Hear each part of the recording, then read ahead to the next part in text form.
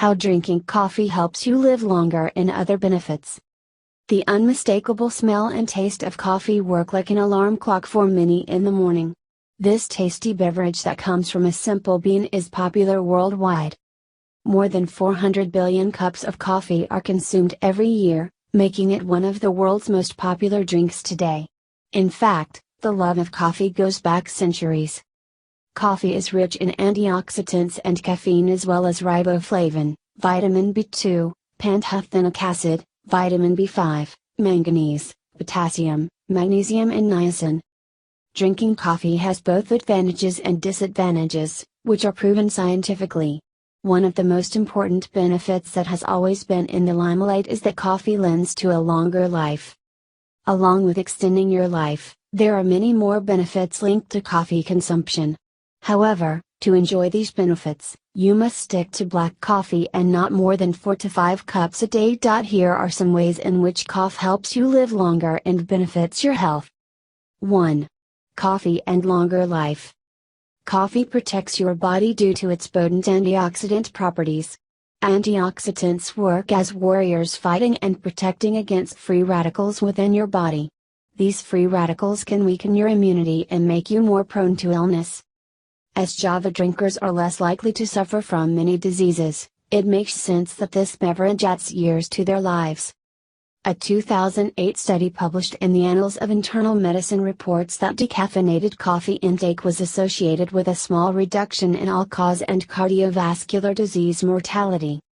Furthermore, a large 2012 prospective study published in the New England Journal of Medicine found that coffee consumption was inversely associated with total and cause-specific mortality. This is even true in people having poor lifestyle habits, such as eating red meat and skipping exercise. In a recent 2015 study published in Circulation, researchers found that regular coffee drinkers, people who drink less than 5 cups of coffee in a day, have a lower risk of dying early from a number of different causes, including cardiovascular disease, type 2 diabetes, neurological diseases and suicide. This study was conducted by the American Heart Association. 2. Protects against cancer. The antioxidants in coffee are the reason why coffee is associated with reduced risk of several types of cancer. Coffee contains biologically active compounds, such as caffeine and phenolic acids, showing potent antioxidant activity that affect glucose metabolism and sex hormone levels. This plays a key role in preventing prostate cancer. A 2011 study published in the Journal of the National Cancer Institute found a strong inverse association between coffee consumption and risk of lethal prostate cancer. The association appears to be related to non-caffeine components of coffee.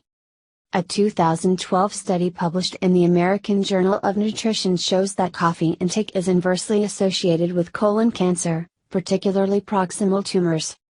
Coffee is also beneficial at preventing skin cancers due to its caffeine content.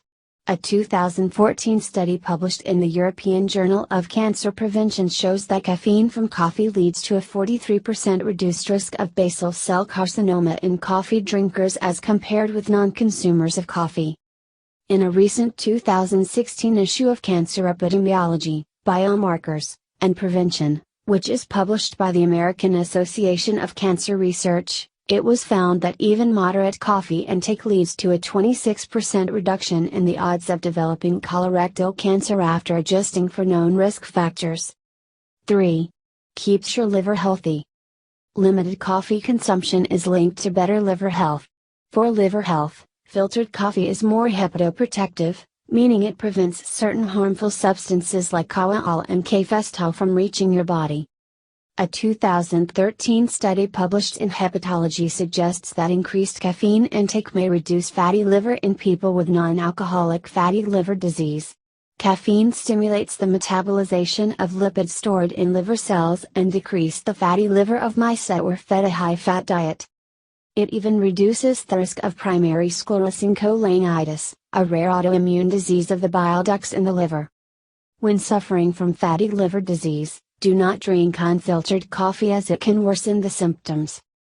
A 2001 study published in the Annals of Epidemiology reports that coffee, but not other beverages containing caffeine, may inhibit the onset of alcoholic and non-alcoholic liver cirrhosis. Another study published in the same journal the next year confirms the inverse association between coffee consumption and liver cirrhosis. Later, a 2006 study published in the Archives of Internal Medicine reports that coffee drinking was related to lower prevalence of high aspartate aminotransferase and alanine aminotransferase levels. This in turn protects against cirrhosis, especially alcoholic cirrhosis. Not just liver cirrhosis, coffee consumption is even linked to a lower risk of liver cancer. A 2005 study published in the International Journal of Cancer found that higher coffee consumption was significantly associated with a lower risk of liver cancer. Similarly, a meta-analysis published in Gastroenterology in 2007 also suggests that an increased consumption of coffee may reduce the risk of liver cancer. 4. Prevents gallstones. Gallstones are a very painful problem that can be prevented with regular coffee consumption. The antioxidant and metabolic effects of coffee are the reasons behind it. A 1999 study published in the Journal of the American Medical Association reports that metabolic effects of coffee could reduce the risk of symptomatic gallstone disease in men. Not just men, coffee is also beneficial for women. A 2002 study published in Gastroenterology proves that consumption of caffeinated coffee is associated with a lower risk of symptomatic gallstone disease in women. Another 2003 study published in the European Journal of Epidemiology shows that coffee and caffeine intake were each associated with a statistically significant increase in the prevalence of known gallstone disease, but unrelated to newly diagnosed gallstones.